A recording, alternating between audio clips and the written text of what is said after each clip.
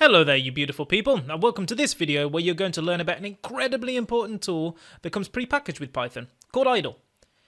In this lecture, I'm going to introduce you to what IDLE is, and I'll be showing you a few useful things that you can do with it. Be sure to follow along and try things out for maximum learning.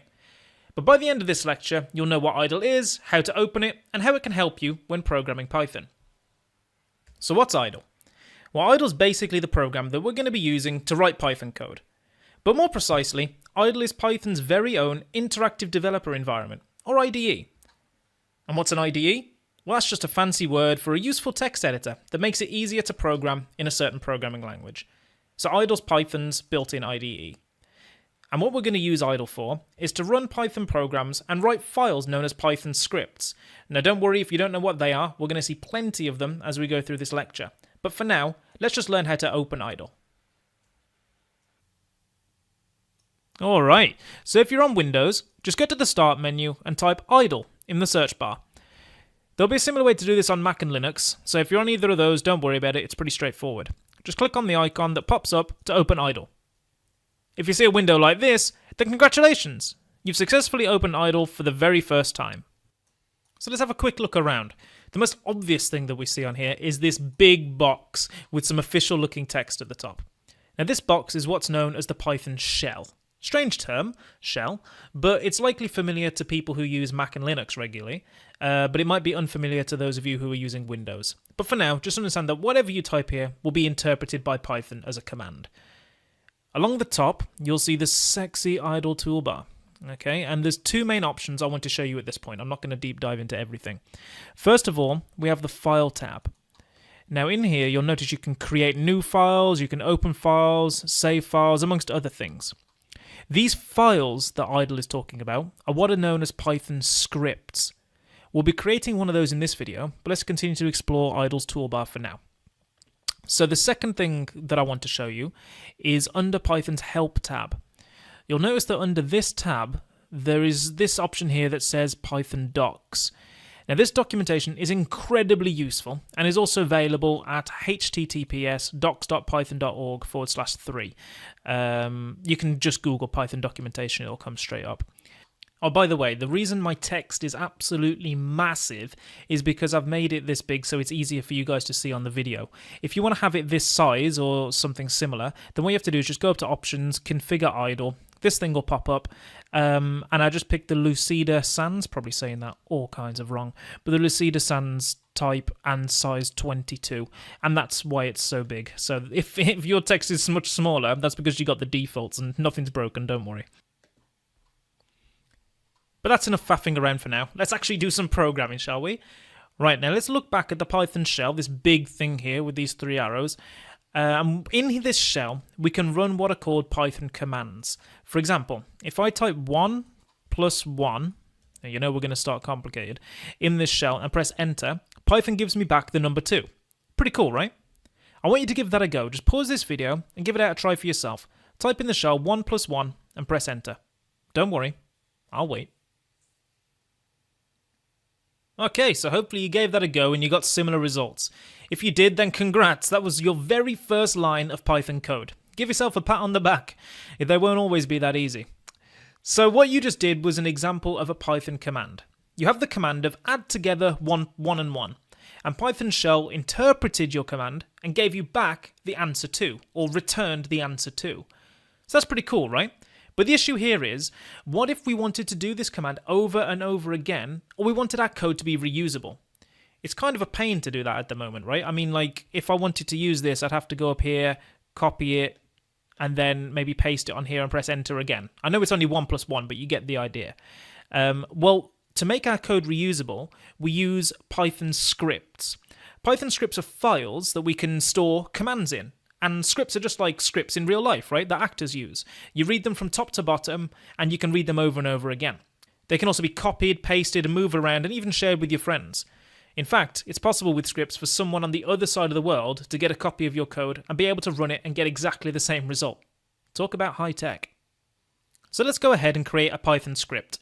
To do this, we go up to Python's sexy toolbar, and we press File up here, and then you can see this thing that says new file. There's a keyboard shortcut of Control and N for those of you who would like extra speed, but I'm just going to do it this way. And what you'll see is you get this window pop up. It's different to the shell, but anyway, this is the editor that you use to write your scripts in. At the minute, you can see it doesn't have a name, so the first thing I'm going to do is I'm going to save it by going File and Save, or Control and S for a keyboard shortcut. So you press Save. Now I'm going to make a new directory, or a new folder, on my desktop. I'm going to call it Python Bible, which is where I'm going to store all our stuff, so Python Bible. And in there, I'm just going to save this file as meeting idle. Right, so meeting _idle. Now, so this is something very important, okay? Whenever you save a Python script, you must make sure that the file has the .py file extension. Otherwise, the Python just won't know how to run it, okay? Forgetting the .py file extension is a common mistake that beginners make. I mean, it's so easy to forget, right? And it causes all sorts of pillaging, destruction, and ruin. So don't let that happen to you. Whenever you create a new script, just make sure it has that py file extension. You have been warned, okay? So I'm just going to put that right there. So now we have a beautiful, pure, angelic little script. And what you can see on the script toolbar panel, you can see this button here that says Run. If we click on that, you'll see a drop-down, and down here it says Run Module with a keyboard shortcut of F5. What we can do is we can click that, and it's going to run that script. You can see the way that it started here, but nothing happened. Well, that's great. There was nothing in the script, so we didn't expect anything to happen, really. But now the next bit is totally badass. Okay, watch this. If I just pop over back into the script, okay, now what we can do is we can type 1 + 1, exclamation mark, 1 + 1 in here, and save that. Okay, now when I run it, well, nothing happens again. Well, this is another common mistake that can happen when using Python 3. In Python 3, when using scripts, we need to do something to actually print the answer on the screen. And for this, we use the print function.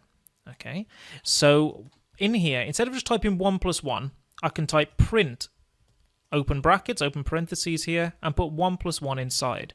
And when I run that, save and run it, ta-da! We can see the number 2 pop up on the screen. That's sick, right? But the cool thing about this, the thing that's really cool, is the fact that I can go over here and I can run this as many times as I like, okay? And there's not copying and pasting, there's none of that, okay? It will just run the same thing over and over. But the good thing is as well, you don't just do one-line commands, okay? You can add more than one line. So on here, let's say if I did print, I don't know, 105 + 10, okay? And I save that. Now, when I run it, you can see the way that it first did the command we had before, and then it gave us 115. Well, what that means is it ran the first line to get 2, and then it ran the second line to get 115. So what you can see is happening is it's going from the top, and it's going all the way down. Okay? So you can make scripts as long as you want, and they will run from top to bottom, and they will run the same every single time. It's pretty neat, right? Now, if you've been following along, typing along, then congratulations! You've officially written your very first Python program. This could very well be a great moment to share on social media, get a few likes, get a few retweets. But either way, this is amazing. It was only a few moments ago that you'd actually installed Python, and now you're already set up and have ran your first Python program. Well done. Let's just have a quick recap to see how far you've come. So in this lecture, we introduce you to IDLE, Python's built-in interactive developer environment, or IDE. IDLE is the tool that we will be using to write Python scripts and Python code for the remainder of the course. We then had a quick tour around IDLE, its menus, and we jumped right in and started off typing some Python commands into the Python shell. Just the simple 1 + 1 command, right? Now that was alright, but we noticed it was a bit limiting. It was great for one-off things, but it's a bit of a hassle if you want to repeat things or share your code. So this is where we started using Python scripts. We made a folder and saved a script in it, making sure not to forget the benevolent and glorious .py file extension, without whom the whole Python world would descend into utter chaos. For real, no scam. Then we wrote some commands in the file using the print command and ran it. And Python shell interpreted all of those commands in the order that they're typed and gave the output that we wanted, which in this case was 2 numbers. Remember, when we wanted stuff from scripts to show on the screen when using Python 3, we needed to use the print function. We'll cover the print function later on in the course, but for now just focus on the way scripts work. And awesome! We now have a reusable script. All in all, this is amazing. We've officially written our first Python program, and we're well on our way to becoming great Python programmers. Actually, in the next video, I want to share with you a best kept secret of top programmers, which is going to blow your mind. If you learn this secret, you will save countless hours of time and headache, and programming will be a whole lot more fun. I honestly can't wait to share it with you. So I'll stop here, and I'll see you in the next video.